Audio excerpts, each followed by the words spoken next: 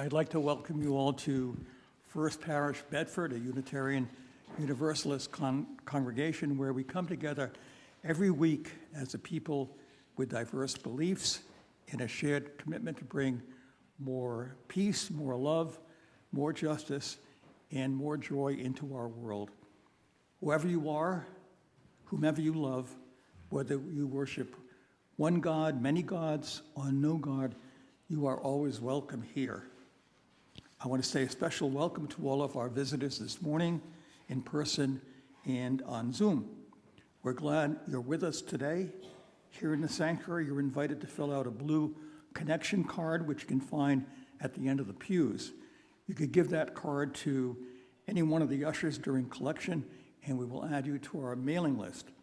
In Zoom, we'll put a link in the chat to a form you can also fill out as your virtual connection card. Parents and caregivers of little ones, there's a nursery downstairs for your convenience, but we're always delighted to have little ones here in our sanctuary as well. After the service, everyone is welcome to join us for coffee, tea, and fellowship in the common room. Visitors, if you see someone with a big red coffee mug in their hand, that's a person from our membership team who would be more than delighted to say hello, answer any questions you have about the church and our congregation. So we have a few announcements today, including a digital one, which I hope I can get up here.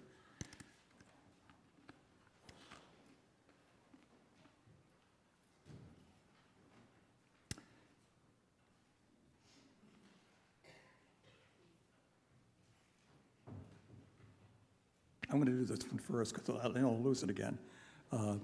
This is an announcement about the Create a Welcome Backpack for the Concord Prison Outreach. Upstairs after worship, all ages service project. Backpacks for people getting out of jail in Massachusetts with hygiene supplies. That's what you sent me. Sorry for the late. It's not like this every Sunday here. No. Now I got to find the message.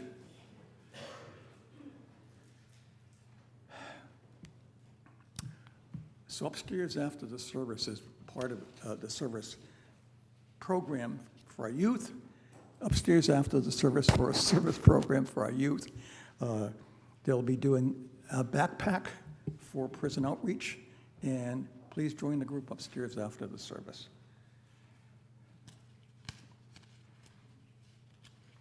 Okay, the lay pastoral care team will have a caring card table out during coffee hour with cards set out on it for First Parish members for you to sign. Please stop by the table.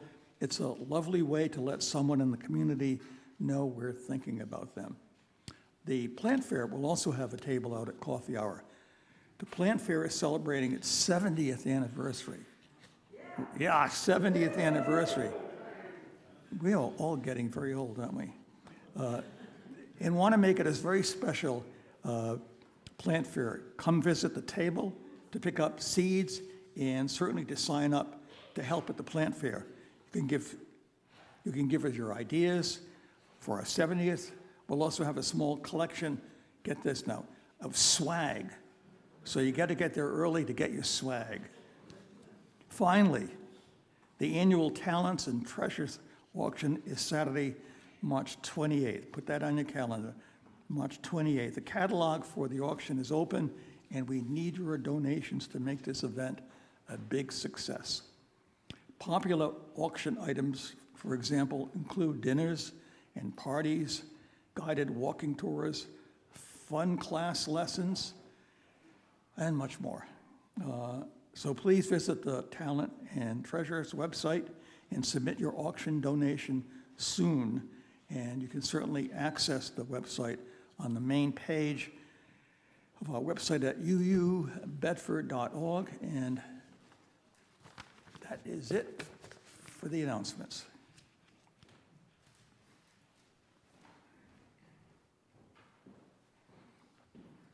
Every Sunday at First Parish, we light our chalice, the symbol of our Unitarian Universalism.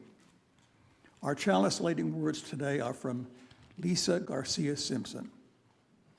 The Great Turning.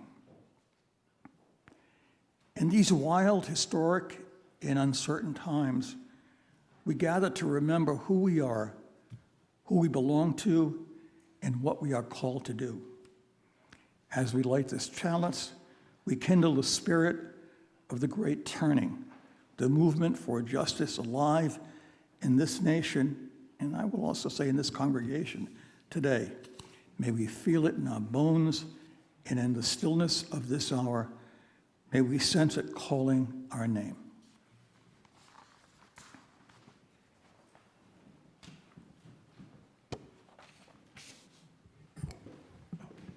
Thank you, Joe. So welcome again. My name is Jamie Hinson-Rieger. I'm the senior minister here at First Parish in Bedford. It is an absolute delight to welcome you here on this beautiful Sunday morning.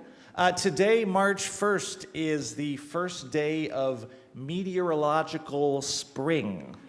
Meteorological spring. So I hope you are soaking up all this springtime goodness this morning. We are entering a new month. It is March 1st with a new service theme. All this year we've been talking about different aspects of hope. The theme for March is Hope is a Verb. So we are exploring the ways hope is expressed through change and creativity and action.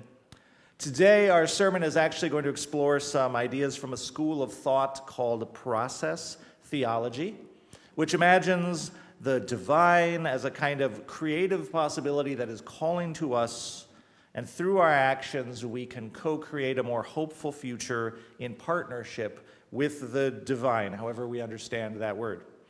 But before we get into the future and creating the future, I want to take a moment and ground us in the present, because the present is where we actually live and have our being. And before we get to talking too much about acting, I want to remind us that no action justifies our being.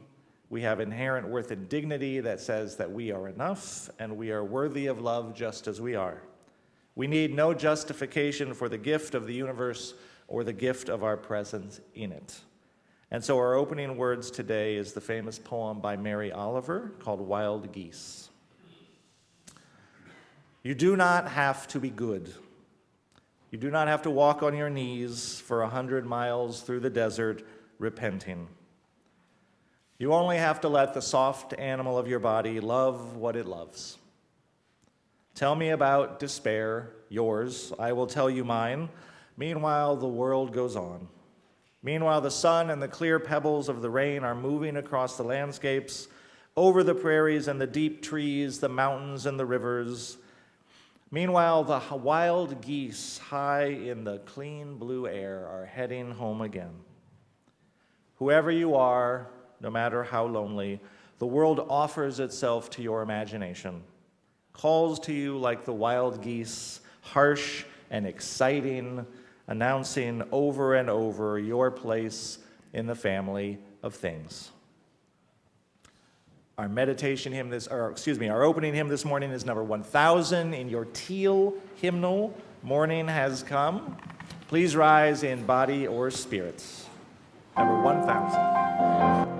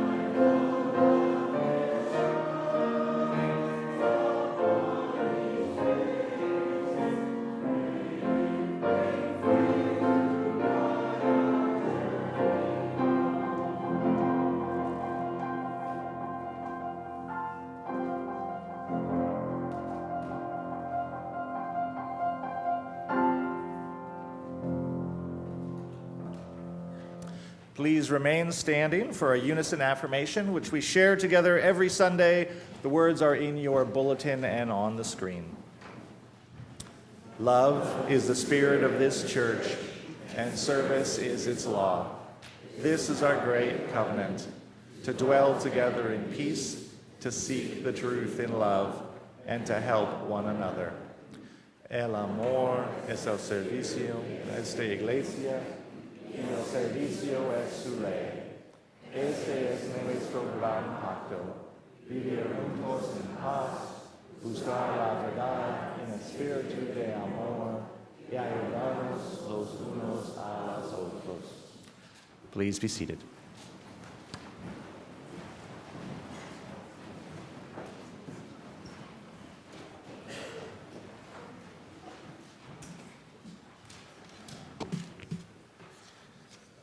Ooh, 3 pages. It's a long one today. Here we go.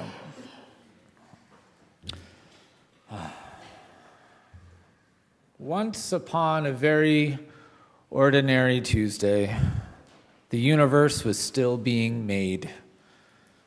Not in a loud dinosaurs and volcanoes kind of way of years past, but more like a quiet workshop.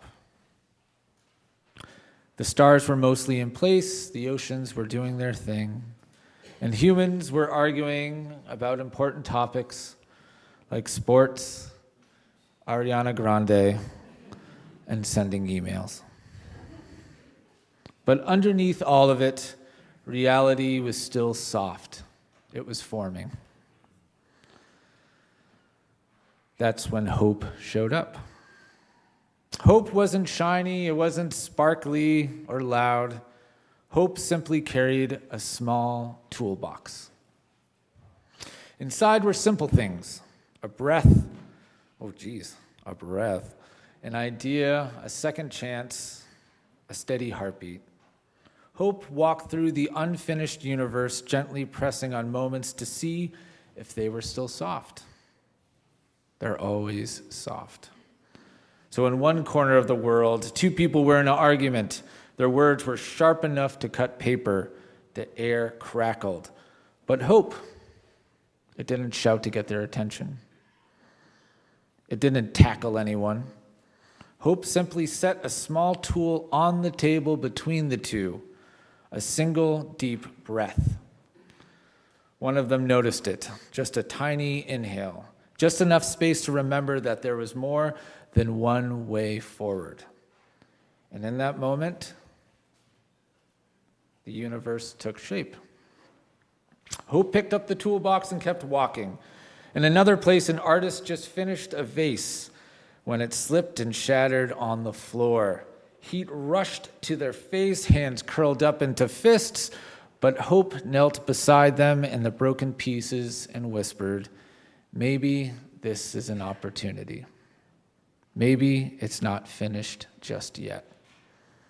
The artist stood there for a long moment, then instead of sweeping everything into the trash bin, began to mend. A new piece came together, different, maybe even stronger along the broken lines of the last. Because hope knows something about the way things are. The universe is not a finished cake, baked to perfection and perfectly frosted. It's clay on a wheel. I'll say that again. Hope is clay on a wheel. And every single moment, it spins with more than one possible shape. Anger is one shape. Kindness is another. Silence, laughter, walking away, trying again. Some people call the gentle current running through all of this God. Not so much a puppeteer, not so much a force that shoves and needs to be in control, but more like a steady presence leaning close to each unfinished moment and asking, what is the most loving way to move forward? And hope listens for that question. And when someone chooses it, even if it's in the smallest way, hope presses a tiny mark into the clay and onto the universe, a fingerprint. By the end of The very ordinary Tuesday, the universe looked mostly the same, but it wasn't. There were fingerprints where there hadn't been before. Somewhere, even now, the wheel is still turning. And tomorrow, on another very ordinary day, the universe will still be becoming. Hope will be there, not ahead of you, not behind you, but beside you, waiting at the next unfinished moment. And now, let's sing our children to class.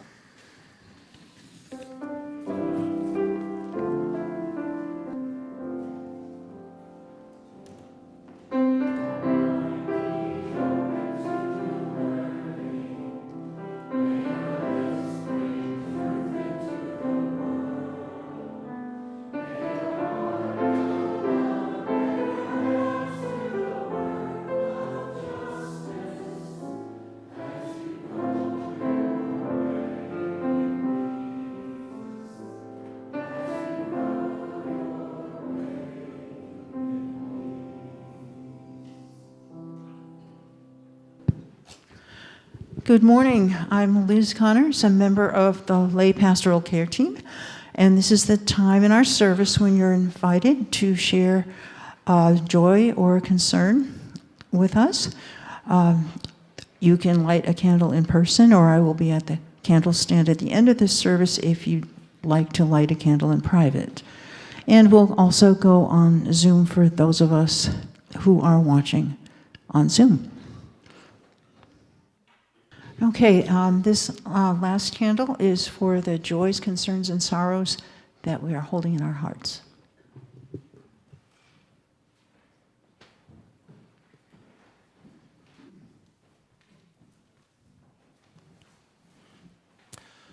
Our joys and our sorrows are larger than just this space. They go out into our community and our world.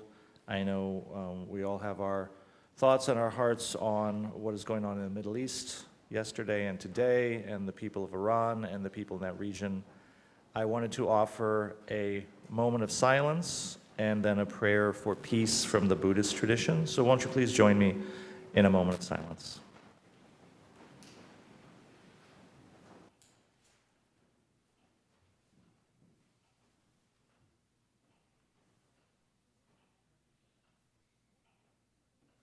And this is the Buddha's loving kindness prayer. May every creature abound in well-being and peace.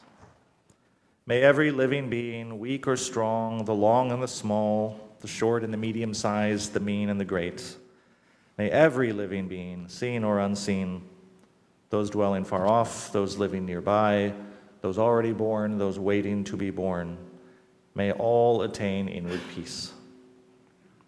Let no one deceive another, let no one despise another in any situation. Let no one from antipathy or hatred wish evil to anyone at all. Just as a mother with her own life protects her only child from hurt, so within yourself foster a limitless concern for every living creature. Display a heart of boundless love for all the world in all its height and depth and broad extent. Love unrestrained without hate or enmity. Then as you stand or walk, sit or lie, until overcome by drowsiness, devote your mind entirely to this. It is known as living the life divine. May all beings be safe. May all beings be protected. May all beings be held in care. May all beings know peace. Amen. And our meditation hymn today is number 83 in your gray hymnal, Winds Be Still.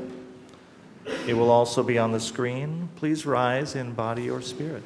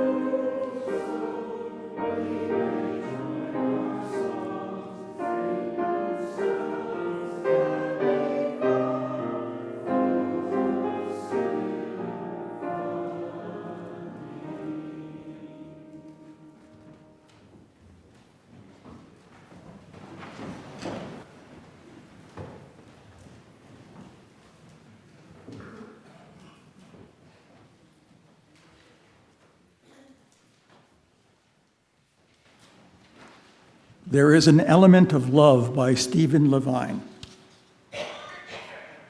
There is an element of love in the universe by which name we know each other and encourage ourselves to live.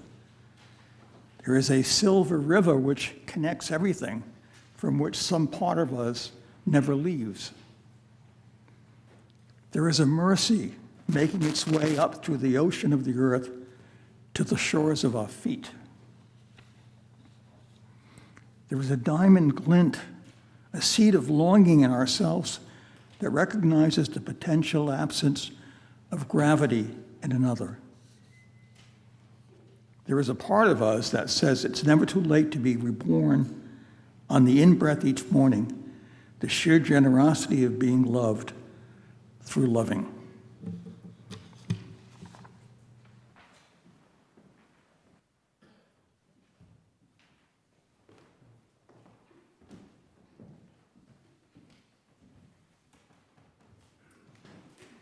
Every Sunday at First Parish, we take an offering so that the life and good works of this community may be sustained well into the future.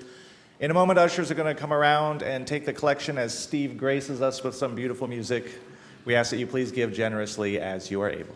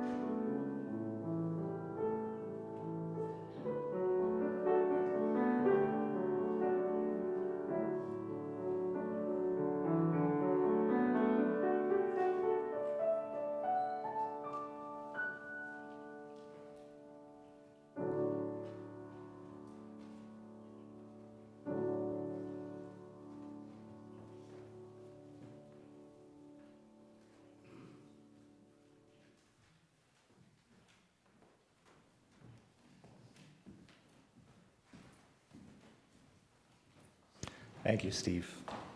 We are a lucky congregation. The Poet Stephen Levine writes, "There is an elemental love in the universe by which name we know each other and encourage ourselves to live." And I want to start this sermon by saying I believe this to be true. There is an elemental love in the universe, and I take hope and I comfort in this belief. And in days like these, marked by the beginnings of new wars, another great turn in the cycle of violence begetting violence, I also have to ask myself, if I really believe it to be true, there's an elemental love in the universe, and what do I mean by it even? And that's good. We're supposed to wrestle with our beliefs. We come here to wrestle with our beliefs. What is an elemental love exactly? Do I mean God? Well, for me, God isn't a word that I use too often in my own thinking, but this is a theologically diverse community. It may be a word that you use, or your neighbor uses, or your kids or your parents use. So let's talk about God for a moment, or the concept of God. We're going to start the sermon today with God, and we're going to end with a tiny yapping dog. So come take a journey with me. In traditional Western conceptions of God, in the big three Abrahamic monotheistic traditions anyway, right? Judaism, Christianity, Islam, the two fundamental characteristics of God is that God is good and God is all-powerful. Without those two things, you don't have God. And God's relationship to the universe from this position of being all-powerful is one of control. God created the universe, God is separate from the universe, and God is in control of the universe. God is sovereign over all things, including the brute facts of reality. God intervenes in history, at least some of the time. God answers prayers, at least some of the time.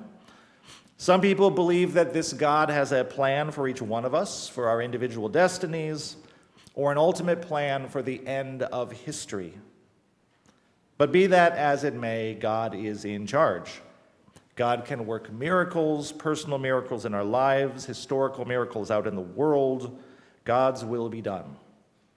Now, whether you believe in God or not, or whether you believe in this kind of God or not, and whether you were raised in any of these three traditions, your understanding of God as a religious concept was probably shaped by this way of thinking. When we think about the word God by default, this is sort of what we're pointing to.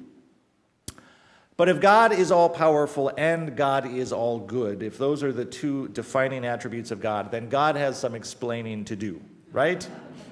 Because look at the world. I don't really have to say any more than that. Look at the world. And people have been wrestling with this question for as long as people have been believing that God is all good and all-powerful and in charge of the world.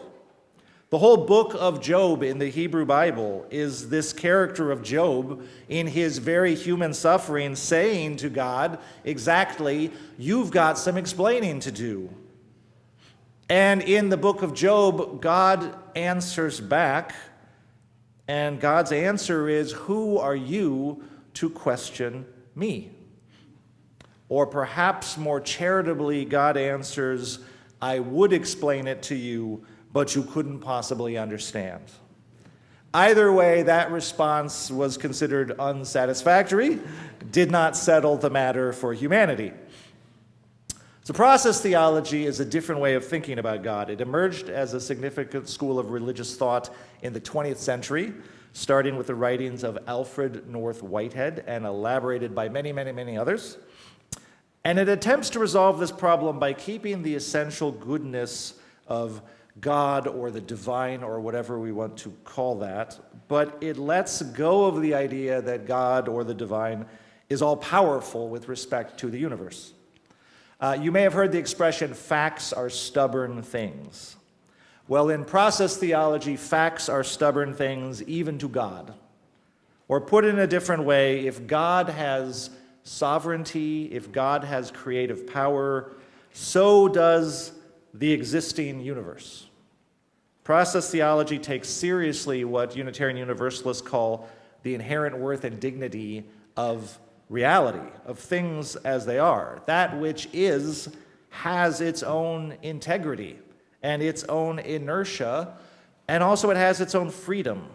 So in this way of thinking, God does not have the power to erase reality and rewrite it according to God's will, like someone shaking a cosmic etch-a-sketch and starting over. So where does God enter the picture? Well, in the process theology perspective, God and the universe are in a kind of co-creative dance, which follows a call and response pattern. In each moment, God calls, and the universe, including us, answers.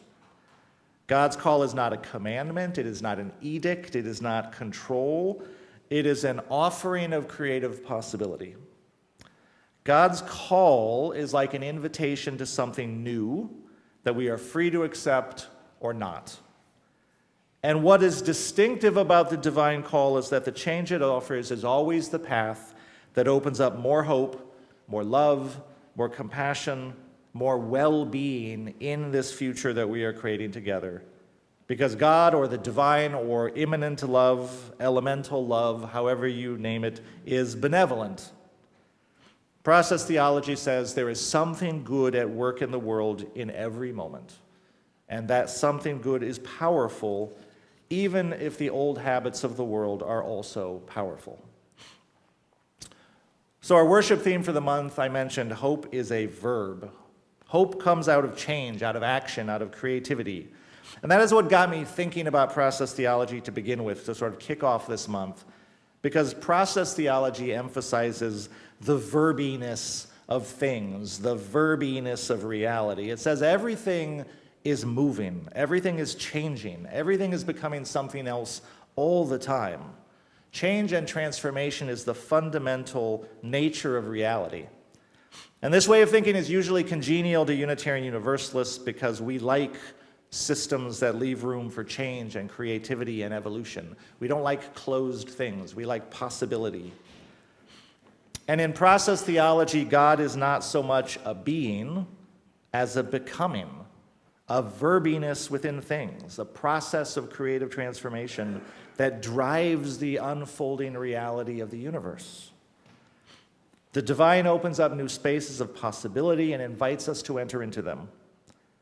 And what distinguishes the divine possibility from any old course of action is that it is the path of more hope, more love, more benevolence, more well-being. And there is always such a path, because the divine is always present, even when it seems not to be, even when we can't see it, even when we can't imagine it. There is an elemental love in the universe, says the poet, by which name we know each other and encourage ourselves to live. But we get to choose which future we create or co-create. The divine invitation, if we want to call it that, is just that. It's an invitation. It's like a dance. The divine calls, we respond. The divine calls again, based on what we have just created together, we respond again, and so on. And in this act of creation, everything changes. We change, the universe changes, the possible future changes, even God changes, because God is not separate from all of this. God is this process. Now, this is a very different way of thinking about God, or the divine, one that not many people are necessarily familiar with, and one that may be appealing to people who believe in God, or are God curious, but are perhaps turned off by some of the conceptions of God that they have encountered. God as aloof, as all-powerful, as patriarchal, God as Lord ruling over everything. The God of process theology is nothing like that, right? You've heard the expression, Jesus take the wheel. This is not that God. So if you are a theistic or God curious, and this is somewhat intriguing to you, let me know. I'll be happy to point you in the direction of other resources. There are also people who find process theology, process thought, completely unappealing, precisely because its vision of God or the divine seems so weak, right? Is this God more like a backseat driver then? Right, just kind of like making suggestions? A fellow seminary student in response to all of this said, I need to know that God is in control because I know what a mess I am, and I need a stronger God than this to turn to. But then theologian Marjorie Suhaki would say that God is like a gentle flow of water. Water wears down mountains, cuts channels through solid stone, and if the divine creativity is present in every moment, offering up possibility, offering our hearts greater depths of love and compassion, is that not reason to hope? So now, I've been using the language of God and the language of the divine, but I do not think you actually have to believe in God or use God language to connect with process thought. Process thought is focused on the creative process by which the future evolves out of the present moment. And God can be understood as a symbol for all of those forces which induce us to a more loving, more hopeful, more compassionate future. Process thought just calls our attention to those forces, whatever they are, and it says they are real, and they are present, and they are powerful. There is an elemental love in the universe, says the poet, by which name we know each other and encourage each other to live. We humans live our lives in the world of brute facts, and there is a lot of inertia in that world and in those facts. We are seeing that play out in the Middle East right now. Things tend to want to continue the way they are, but we also live in the world of imagination. And we quite naturally spend our day with one foot in the world as it is and one foot traversing all of these possible futures. Our brains are like imagination machines. That is what they do. We are constantly projecting possible futures and choosing amongst them. And no doubt that is because once upon a time, evolutionarily speaking, we needed to be able to decide, is there an imagined possible future in which that tiger standing right over there is going to eat me? That was an important thing to be able to do. But from these humble beginnings, we have become fabulously adept at imagining futures. And having opened up this new imaginary space that we are continuously wandering in, we have stopped and planted in that space all of these rich gardens of art and music and poetry and story and myth and symbol. We have created, invented, imagined an entire universe of art and ideas, and we live in that universe as surely as we live in this physical universe. We live in both. And we've populated that spiritual, symbolic universe with stories about love and compassion and cooperation and kindness and peace and possibility. And having created this vast symbolic universe out of our imagining, all of those symbols are now reaching back and co-creating us. Because think how much our lives are shaped by the stories we hear and tell.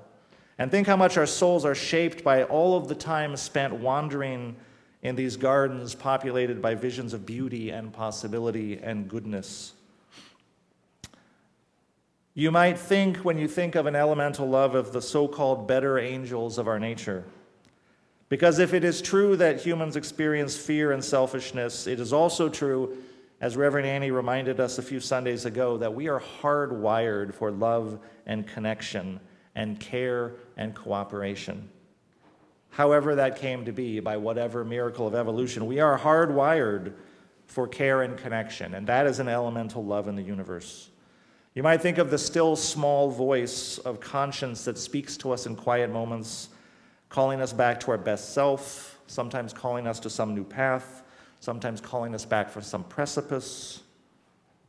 That is an elemental love in the universe.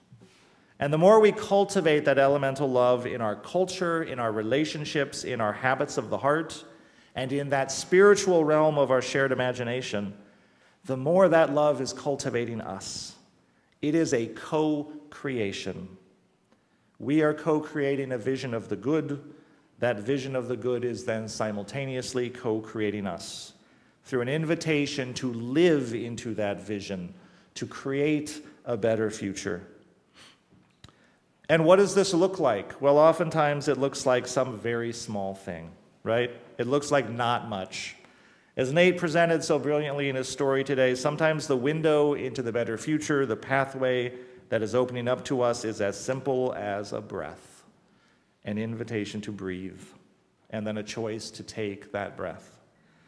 Sometimes it's an invitation to speak up and a choice to speak up. Sometimes it's offering ourselves a moment of grace for some small mistake when our internal critic is preparing to sing like an entire opera of criticism. Maybe you know what that's like. Sometimes it is offering our loved ones a moment of grace. Sometimes it looks like choosing to immerse ourselves in beauty and then share that beauty with the people around us. Sometimes it looks like leaning into laughter or silliness. And sometimes it looks like doing some brave thing in a moment that calls for someone to do some brave thing. Process theology is a theology of very ordinary miracles. It says that in any particular moment in our life, even in the very hard times, there are possible futures opening up for us with greater love and hope and compassion and benevolence. Maybe just a little bit more, but more. And it says that there is a path from here to there, and we can choose to take it.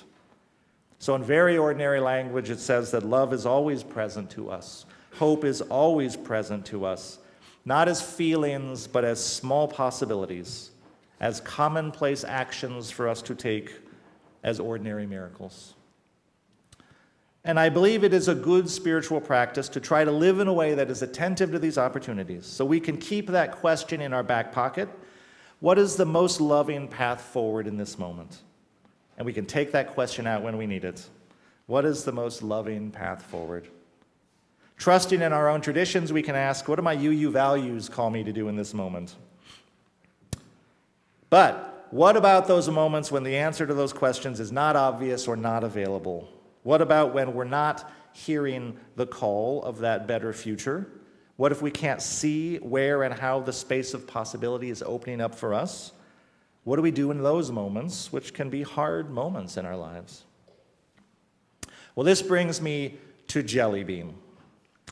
About a year and a half ago, Jelly Bean came into our lives.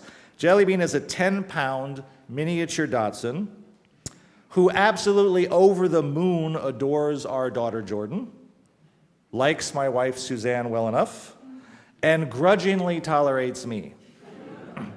That is to say, she will accept treats from me if I don't make it weird and I keep a proper distance. This is considerable progress, actually. She's still getting to know our daughter Claudia, so the jury is out there. So Jelly Bean is a nervous dog, and I get that because she's basically snack-sized, and I would be nervous too. But she has a temperament that they call fear-aggressive, which means that nervousness does not bring out the people-pleasing side of her personality. It brings out barking, barking, barking, barking, barking, barking, barking, barking, barking, barking, barking, and growling and the occasional flashing of teeth and barking, barking, barking, barking, barking. So when we first brought her into our home, she was completely freaked out by the new environment. And she was defensively aggressive toward me. And this was before she had bonded with Jordan, and she was just in general having a very, very hard time, and barking, barking, barking, barking, barking, barking, and we did not know what to do. So by the morning of day 2, we called a dog trainer to get some advice on what could we possibly do to help this poor little yappy dog regulate herself without me also losing any of my digits in the process. And we described the situation, and we described our interactions with the dog, and the dog trainer gave us advice that I was not expecting. She said, ignore the dog completely. Pretend she's not even there. Do not interact with her at all. Don't approach her, don't talk to her, don't even look at her. And her reasoning was pretty simple, actually. As long as we were not interacting with the dog, we were not making things worse. Because in that moment, all of our primate-based instincts about how to deal with this hyper-anxious, roughly human baby-sized little barking dog were entirely wrong and were just making things worse. So we ignored the dog. And it felt very counterintuitive. And it meant breathing through a lot of barking, barking, barking, barking, barking, barking, barking, barking. And it worked. It took about 2 days of totally ignoring Jelly Bean for her to de-escalate dramatically, and then she could begin the process of bonding with the family. Not with me exactly, but 14 months later, she and I have made some progress, right? Little baby steps of progress. Our relationship has been 14 months of ordinary miracles. Treats offered, treats accepted, and I have not suddenly consumed her even one time. And I think she's starting to get it, at least a little. And in the meantime, I believe that one never lets a good sermon metaphor go to waste. And here it is. Sometimes in life, there is a little stressed out barking dog in the room, metaphorically speaking.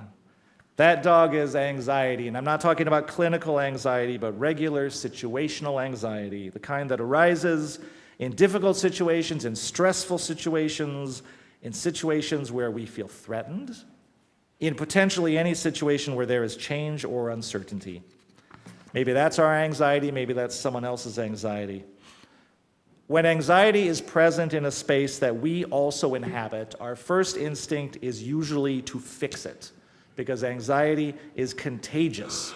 It is very hard to ignore a tiny, barking dog. But whatever fix it might mean, it is not necessarily the thing that is going to be helpful in the situation. And it may actually make things worse, especially if the people trying to fix the anxiety are also themselves anxious. Oftentimes, the more helpful thing is to be present to the people and present to the anxiety of the situation, which is real, but not to fix it, not to engage with it in that way. The more helpful thing, oftentimes, is just to be a non-anxious person in the room, or even just a less anxious person in the room. And this can create space for that anxiety to de-escalate so that new possibilities can open up.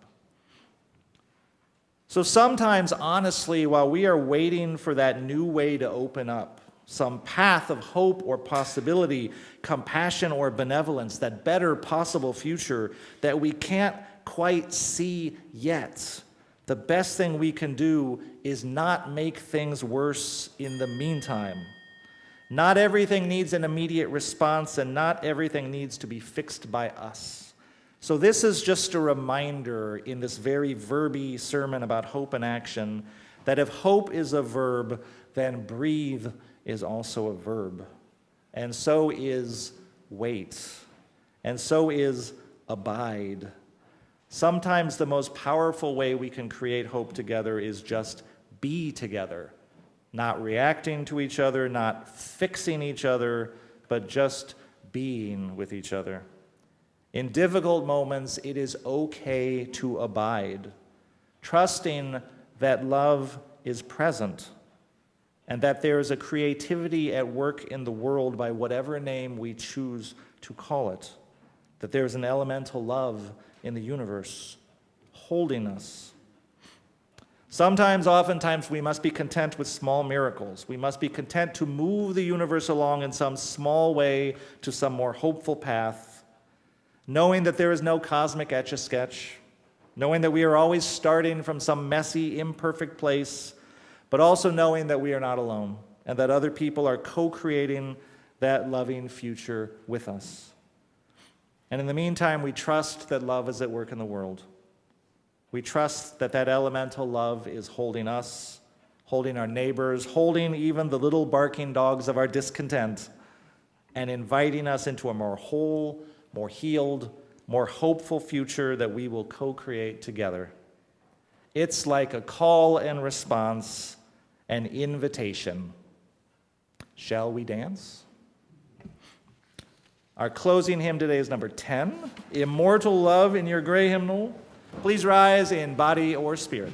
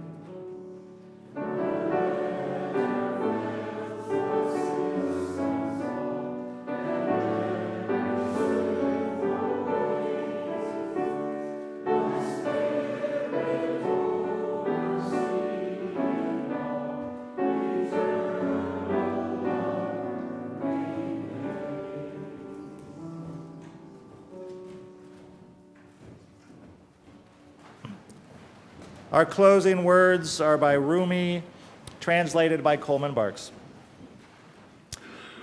Don't worry about saving these songs, and if one of our instruments break, it doesn't matter. We have fallen into the place where everything is music. Everything is music. The strumming and flute notes rise into the atmosphere, and even if the whole world's harp should burn up, there will still be instruments playing. So the candle flickers and goes out. We have a piece of flint and a spark. And now we extinguish the flame of our chalice, but not the light of understanding, the warmth of compassion, or the fire of commitment. Let us take those with us in our hearts, remembering we are connected in each moment to love and possibility and each other. Go in peace.